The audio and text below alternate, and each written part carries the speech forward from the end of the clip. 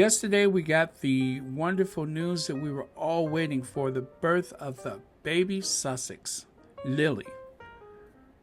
Lilibeth Diana Mountbatten Windsor. I love the sound of that. I know some people are a little disappointed with the name, and I wish we could stop that. We have to support the decision of the parents to use this name for the birth of their child. It all makes a lot of sense, and not all of it is going to be obvious to us because we're, kind of stuck in our feelings about everything from the way that the family treated them, from the lack of support, all the way to the transatlantic slave trade and colonization. But when you boil it all down, let's remember that this is an exciting occasion. This is the birth of a child. I was kind of nervous about using the name Diana or even using the name Elizabeth, but I think this is a perfect way to just let that name flow off the tongue without any weird feelings or stigma or anything like that. This is exciting. Let's not turn it into something different. There's enough of that from the haters out there. And if you're listening to my voice right now, chances are that you love and support the Sussexes as much as I do. So let's not weigh it down with all that stuff. Let's have that conversation another day. Let's take on the haters another day. For now, let's just celebrate, because I think really we should spend the whole week being ever vigilant, but also celebrating. And as the Duchess would say, no bad energy. And speaking of energy, it didn't escape the notice of many people for long that Friday marked 25 years since the Princess of Wales made a visit to Chicago, the Northwestern University. Well, let me see. Who was that graduated from Northwestern University? Oh, yes, that is Meghan Markle's alma mater. And that's located in Chicago. And for those of you that are just just kind of drooling over that beautiful gown that she wore. Princess Diana wore this plum-colored Versace gown to a gala that was thrown in her honor. And that beautiful gown is on display. I believe it may still be on display at Kensington Palace. I had a chance to see it up close myself. Although the lights are kind of dim, so it doesn't do it a whole lot of justice when you see it. But just, it gives you a chance to really feel like you're close to Princess Diana. And like so many people, I've never met her in person. But being that close to things that are part of the iconic symbolism surrounding her memory, it's very emotional. I felt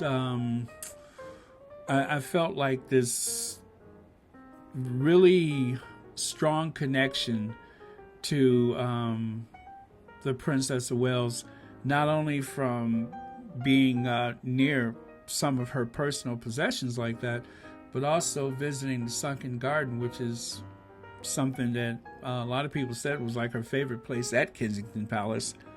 It's also the place where the Duke and Duchess of Sussex, or at the time, Prince Harry and Meghan Markle, that is where they announced their engagement. So if I'm to understand, I believe that is where the statue of Diana will be unveiled pretty soon, actually. So it's a very sacred place, Kensington Palace, for those reasons, because Diana lived there. Harry and William, they pretty much grew up there.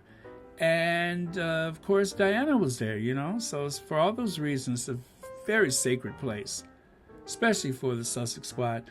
But at the same time, we are kind of caught up in our feelings about the very recent things that have happened. So if you are able to go there, the good thing is you have a chance to be in a place where you may have some good memories and a few bad memories, but all in all, it's a very I felt as though it was like a pilgrimage to visit that place.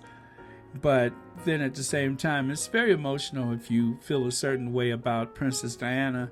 And of course, if you feel a certain way about the Sussexes, then, there's that comes with it. So just be patient, you guys. For a few months, these Sussexes are going to lay low, and eventually they have to go back to work like any other parents. They are very hardworking people, and we just have to be patient with them, and also take some of the pressure off of yourself. Don't feel a need to react to everything negative that you see out there. Harry has been speaking about mental health, and his focus on mental health should be all of our focus on mental health.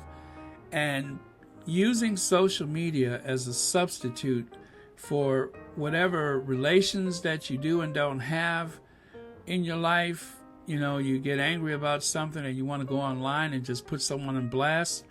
Try to resist that in the spirit of goodwill at this time during this celebration of birth. We have to take some time and really assess how we talk to other people on the internet, because it's a useful tool. It's not going anywhere. So like anything else, we have to learn to live with it, but we also have to make sure that we don't let it overtake us. And we have to remember there's other things that we could do. Tina, as a matter of fact, said that on Sussex Squad today. She said, go read a book, go for a walk, try to clear your minds. And I can't really say exactly as she said it, but if you listen to the podcast today, then you know exactly what I'm saying. So yeah, go easy on yourself. Don't take all this pressure on yourself. Right now, the Sussexes are somewhere relaxing and enjoying their ever-growing family. Doria's there with them, and everything is good. So don't feel this feeling of dread. And if you're one of the people that don't like the name, then I appeal to you. Please try to put any of those feelings that you have about that name behind you, at least for now. We can talk about that another time. Let's celebrate and enjoy. Let's reflect on Princess Diana and her contribution to this amazing person that Harry has evolved into. And let's also celebrate Doria's contribution and the rest of the Raglan family. We don't ever really appreciate the very subtleness of their silence, but the Raglan family are of course, they're very proud of the Duchess of Sussex, and she, she's always had their silence and their lack of exposure, if you will. Not that there's anything to expose, but as you know, the tabloids, they will pay people to lie about stuff. And so aside from seeing some childhood photos, I don't know of any other situation where the Raglans have kind of fallen short, if you know what I mean. So, let's appreciate that too. There's so many things that we can feel bad about, but there's a lot of things that are going right. Like, for instance, they were able to keep this birth very secret, which, again, as I say, just goes to show not everyone is for sale. And we didn't think that would be possible. Of course, we were hoping and praying that they would have their privacy at this time. And they did have their privacy, and they continue to have their privacy. So no bad energy. Just try to focus on all of the good things that have happened in the past few months. And let's try to forget about all that negative stuff, at least for this week. And let's fight the battle later on down the line, right? Like, support, and share this channel. Thank you so much. If you can make a donation, I would appreciate it.